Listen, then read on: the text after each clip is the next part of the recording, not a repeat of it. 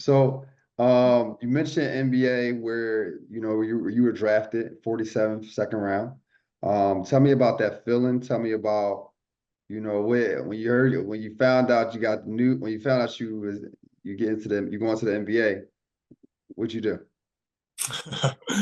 So I was actually at the draft in Brooklyn, New York, with my Okay. family. So I'm not gonna lie, like it was a surreal feeling. I don't even remember much of it because you kind of just blank out. This is a childhood dream. Yeah.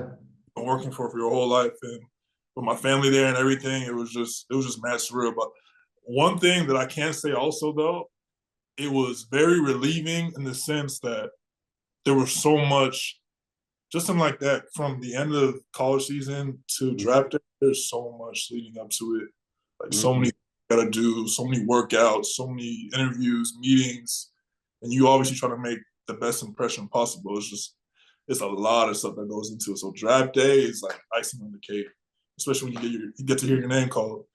How many workouts you did before the draft? So initially, I was scheduled to have like 20 to 24. Really? Yeah, but These is in different cities, right? yeah, some different cities, Wow. and some of them be like back to back. Mm, Probably most of them you get like one day of rest in between. gotcha. So it gets pretty brutal. But unfortunately, my situation, I had got hurt. I actually got hurt in my workout with the Pacers, Indiana. Wow. They're the ones who ended up taking me. So yeah, I think I worked out for 3 teams prior to them. No, Hmm. it was only two teams prior to them I had worked out for. Did you Now you went to Brooklyn for the draft. Did you know you were going to get drafted? Like, did your agent tell you, or you was like, man, I got it. I know in my heart they calling my name, man. I mean, yeah, I always wanted to know about this process. A lot of us play basketball who would never experience this process. So I'm pretty sure people are curious to know, how does this process work when people go to the draft versus staying home. yeah.